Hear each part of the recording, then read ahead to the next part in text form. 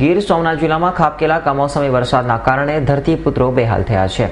ઘઉં, બાજરી તેમજ આંબા સહિતના પાકોને વ્યાપક નુકસાન થતા વેરાવળ, તાલાલા, કોડીનાર, સુત્રાપાડા સહિતના તાલુકાના ગ્રામ્ય વિસ્તારોમાં ઊભા પાકને નુકસાન પહોંચ્યું છે. આપ નિહાળી રહ્યા છો તે ગીર સોમનાથ જિલ્લાના વાવડી ગામના ખેતરના દ્રશ્યો છે, જ્યાં કે ખેડૂત દ્વારા બાજરીનો પાક તૈયાર થઈ જતા લણણી ઘરમાં લેવાની તૈયારીમાં હતા, ત્યાં મોઢે આવેલ કોળીઓ છીનવાઈ ગયો હોય તેમ ગત રાત્રિના એકાએક આવેલ કમોસમી વરસાદના કારણે ખુલ્લા ખેતરમાં પડેલ બાજરીનો પાકને સોનાબૂદ થઈ ગયો છે. આટલું જ નહીં, ઘઉં અને ધાણાના ઊભા પાકને પણ વ્યાપક અસર થઈ છે. આવા દ્રશ્ય ગીર સોમનાથ જિલ્લાના વેરાવળ, તાલાલા, કોડીનાર તેમજ સુત્રાપાડા સહિતના તાલુકાના ગ્રામ્ય વિસ્તારોમાં સર્જાયા છે. કમોસમી વરસાદને કારણે ધરતીપુત્રો બેહાલ બન્યા છે. અત્યારે જે આપણે ઉભા છીએ એ 8 થી 10 વીઘાનું આ બાજરો છે. બાજરો તૈયાર હતો, કમ્પ્લીટ તૈયાર થઈ ગયો હતો અને વાઢીને હવે દાણા ખેડૂતને ઘરે લઈ આવવાના હતા, પરંતુ તૈયાર પાક જે નજરની સામે છે એ નેસ્ત નાબૂદ થઈ ગયો છે અને આની અંદરથી એક પણ દાડો ખેડૂતને ઘરમાં આવશે નહીં અને સંપૂર્ણ 100% નુકસાની આપણી નજરની સામે જ છે અને આવી નુકસાની આખા ગામની અંદર દરેક ખેડૂતોની આ સ્થિતિ છે.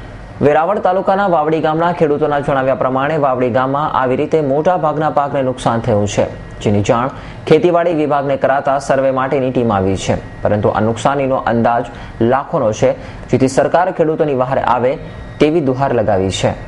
ગીર સોમનાથ જિલ્લાના વેરાવળ તાલુકાના વાવડી આદરી ગામે ગઈ રાત્રે જે કમોસમી વરસાદ થયો છે, જેને કારણે શિયાળુ પાક જેવા કે ધાણા, બાજરો, ઘઉં અને બાકીના અન્ય નાના મોટા પાકોમાં ખૂબ મોટું નુકસાન થયું છે. 90 થી 95% જે પાક તૈયાર હતો એ નેસ્ત નાબૂદ થઈ ગયો છે. ખેડૂતોને એક પણ પાઈનો એનાથી હવે આવક થશે નહીં અને 100% નુકસાની ખેડૂતોને આ પાકની અંદર થઈ છે. વાવડી ગામની અંદર અંદાજે 3000 વીઘા જમીન છે, 495 ખાતેદાર ખેડૂતો છે અને 20% જેવા અહીંયા વાવડી ગામમાં ધાણાનું વાવેતર હતું, 30% જેવું ઘઉંનું વાવેતર હતું, 10% જેવું બાજરીનું વાવેતર હતું અને 40% જેવું બાગાયત. અને આની અંદર કમોસમી વરસાદને કારણે આ શિયાળુ પાકને 100%, 95% જેવી નુકસાની થઈ છે અને અંદાજે 1 કરોડ જેવી નુકસાની વાવડી ગામ પૂરતી થઈ છે એવો અમારો અંદાજ છે. અને આ અંગે અમે સરકારશ્રીના તમામ જે તે જવાબદાર અધિકારીઓ અથવા તો કચેરીઓને જાણ કરી છે અને અમે સરપંચ અને ગામના આગેવાનો વતી અને ખેડૂતો વતી અમે માંગણી કરીએ છીએ કે જે કંઈ નુકસાન થયું છે, આકસ્મિક નુકસાન જે અમારા ખેડૂતોને ભોગવવું પડ્યું છે, એમાં સરકાર સહાય આપે, મદદરૂપ થાય અને વધારે વધારે ખેડૂતોને ફાયદો થાય એના માટે ઘટતી કાર્યવાહી કરે એવી અમે સરકાર પાસે અપેક્ષા રાખીએ છીએ. કમોસમી વરસાદને પગલે ખેતીના પાકને નુકસાનીના સમાચાર મળતા સરકારી વિભાગના અધિકારીઓની ટીમ સર્વે માટે દોડી આવી છે અને ઘઉં, ધાણા અને બાજરીના પાકને થયેલ નુકસાન અંગે સર્વે કરી સરકારમાં રિપોર્ટ કરવા તજવીજ હાથ ધરી છે.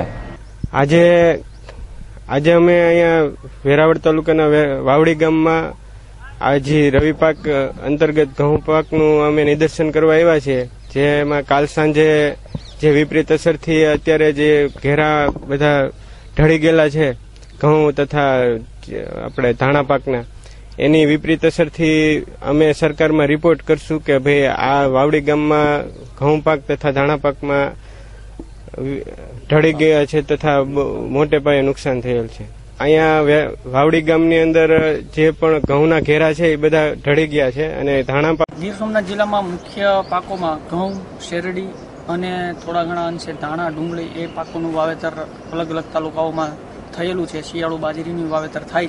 જે અત્યારે વાદળછાયું વાતાવરણ છે એ મુજબ ખેડૂતો પોતાના પાકોમાં જે ફૂગથી થતા રોગો અથવા વાદળછાયા વાતાવરણને લીધે જે ફૂગનાશક દવાઓના સ્પ્રે માટે પાક સંરક્ષણના પગલાઓ લે તે પાકને બચાવવા તેમજ જે પાકનું સારું ઉત્પાદન લેવામાં હિતાવહ રહેશે. ત્યારે ખેતીવાડી અધિકારીના જણાવ્યા મુજબ હાલ પણ જે વાદળછાયું વાતાવરણ છે તેના આધારે ઊભા પાકમાં ફૂગજન્ય રોગનો ખતરો રહે છે, જેથી વરસાદી નુકસાનથી બચી ગયેલા પાકમાં ઉઘાડ થાય, ખેડૂતો દ્વારા જંતુનાશક દવાના છંટકાવ સહિત પાક સંરક્ષણના જરૂરી પગલાં લેવા અનુરોધ કર્યો છે. Dinesh ગામવા, S9 news, Gir Somnath.